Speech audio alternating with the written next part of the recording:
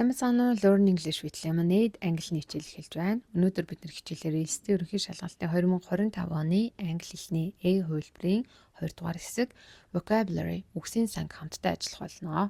За ингээд хичээлдээ орцгоё. Number 17. Which item is made from cotton? Cotton хөвөн дав. За fine cotton гэвэл цэвэр дав болчихно. Тэгэхээр энэ хөвөн давгаар юу идэг вэ? За зөв хариулт нь бол шууд ойлгомжтой байна. A shirt цамц гинэ. За raincoat гэвэл борооны зөв, wristband гэх юм бол одоо эрзээн бугуйч, nylons гэвэл өөрөө cotton шиг материалыг хэлж байгаа. A jumper гэх юм бол бид нэр sweater одоо носон цамцыг хилдэг, өвөл өмсдөг тийм үү. За энийг бол wool ноосоор хийдэг. За тэгэхээр бид нэр энэ дээр бол үнэхээр уншилтаар л энэ олон шинэ үгнүүдийг олж авах хэрэгтэй. Богино хугацаанд олон шинэ үгийг чийжлүүлэх боломжтой зүйл бол ерөөсөө л биднэрт ном байж өгнө. Өөрийнхөө төвшөнд таарсан үгтэй. За төвшөнд таарсан гэдэг маань та тэр номоо аваад 50% та үгнүүдийг нь ойлгож байвал таны төвшин байна гэсэн үг. За тэгэхээр мэдээж шууд анх англи хэл сурж байгаа хүнд бол гадаад номын тасаг дээр очиод тийм ном олоход бол цөөхөн. Тэгэхээр анх үзэж байгаа хүмүүс бол үлгэрийн номноос эхлээд үзээрэй. Унших арга барил бол хамгийн сайн, хурдан, түвшин ахиулах боломжтой. Үүнийг сонсголтой хослуулж чадах юм бол та маш хурдан ярианы зөв сүрээ тавьж чаднаа. За хичээлээр үйлчлүүлцгээе. Number 18. A young horse is called нэгэн бяцхан морийг дууддаг юм а. Foal унаг гэж дууднаа.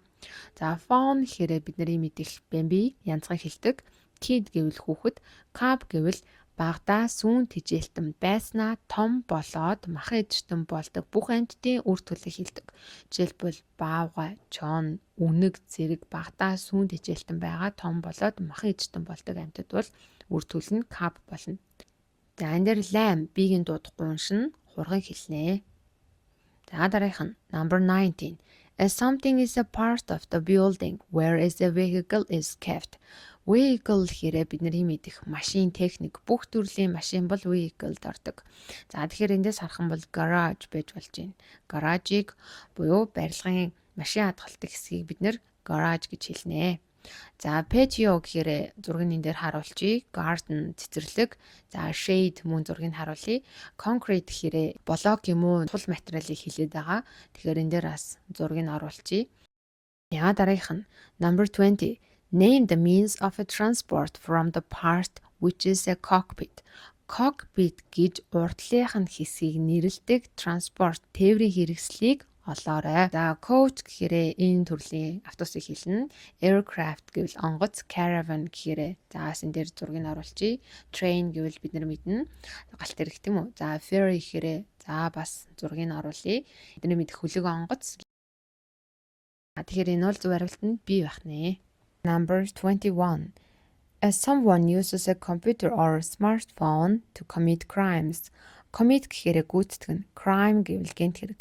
За crime гэдгээс нь бид нар харчаа компьютероос олж cyber criminal гэж шууд ойлгож байна тийм үү? Захимд гэмт хэрэгтэн.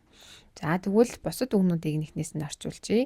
Kidnapper гэхээр хүн хулгайлагч, fraudster гэхээр хүний мөнгийг нь хулгайлдаг хүмүүсийг хэлж байгаа. За манайхаар бол залливч.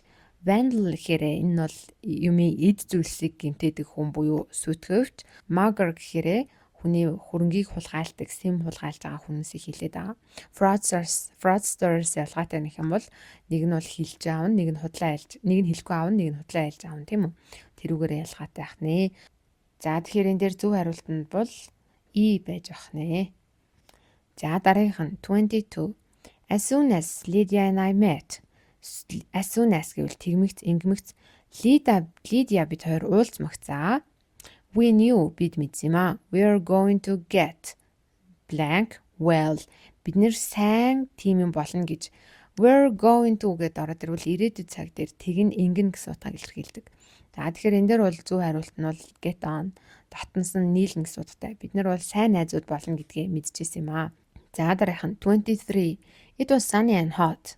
Энэ нартай бас халуун байсан. За тэгэхээр үүнтэй бид нар төгстэй хувилбарыг сонгох юм байна. За шууд харах юм бол энэ дээр heat wave гэхээр долгион байх нь байна. За тэгэхээр энэ дээр бид нар шууд зөв хариултыг E гэж авч болно. За ихтэй бусдыг нь орчуулж. There was a bit of drizzle. За энэ нь бол одоо өглөө унтсан байдаг чигийг хэлж байгаа. Баг зэрэг тэнгэр бүрхэгдүү мантай байхыг ч гэсэн зарим тохиолдолд ингэж хэлдэг. Гэтэ энэ шууд foggy гэдгийг бодох юм бол бас ч гэж урдах зам харагддаг. Тийм бүрхэгдүү өдөр, мантай өдөр орж ирнэ гэсэн үг. Тэгтээ чигтэй. За тэгвэл би there are few sunny showers. За нартайд бороо орохыг ингэж хэлдэг. Жохон наран шүршүр байна гэж хэлгээд байгаа гэсэн үг. За дараах нь it was very overcast. Энэ маш бүрхэг байна. Дараах нь there is quite a breeze. Breeze гэх юм бол нэг юм зөвшөө салхийг хэлдэг. Тэгэхээр wind гэдгийг бодвол яах вэ? Жохон зөөлхөн.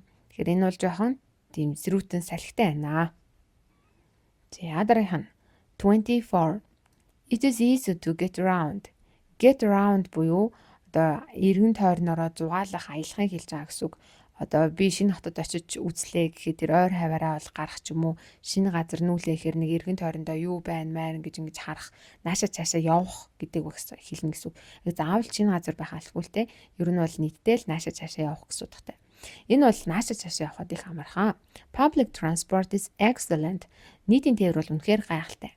It's cheap and гэж cheapтэй ойролцоо утга байж таарах нь. Тэгэхээр ойролцоо утга гэдэг дээр бид нэр эерэг утга байх учраас хамгийн их хүлээс эсрэг утгатай хасна. Stressful, crowded бахна. За cosmopolitan гэхээр нэг юм одоо баг зэрэг үндэстэн, дамсан, чимшиг тийм утгыг хэлгээд байгаа. За тэгэхээр энэ бол биш. За efficient гэх юм бол үр ашигтай, useful гэвэл хэрэгтэй. За тэгэхээр энэ хоёр маань баг зэрэг ялгаатай. Жишээлбэл public transport гэвэл угаасаа л биднэрт хэрэгцээтэй байдаг тийм үү бай. Хэрэгтэй болохоор л байгаа. Тэгвэл байхдаа тэр маань хэр сайн гэд хүмүүст хэр ашигтай байгаа юм бэ гэдэг талаас нь ярил бид нэр efficient гэж ярьж ирж байгаа. Тэгэхээр энэ дээр бол зөв хариулт нь efficient гэсэн үг. За жишээлбэл efficient байдлыг дурдъя л да. Энэ дээр өөрөө cheap бол орчиж байгаа. Гэхдээ үр ашигтай буюу бага мөнгө төлөөд их газраар явж болно. Тэгээд хурдан байх энэ минь бол efficient-ийн ороо явчихна гэсэн үг. Тэгэхээр оновчтой хариулт бол B байх нэ. За дараах нь number 25. Want to kneel. За kneel буюу доогуур нь зурсан хүүхдээ бид нэр төсөөтэй утгыг болох нь байна. За тэгэхээр тэд нэр шууд хоцсон гингүүд хүүхдүүдийн result үр дүн гэж бодоод идэг. За гэхдээ kneel-ийн доогуур буюу энэ чинь нэг төрлийн оноогоор хэлэх гээд шүү дээ. Тэд нэр хоёроор хоцсон буюу эндээс харах юм бол score-ийн талаар ярьж байгаа нь ямар ч тэмцээн байж болно.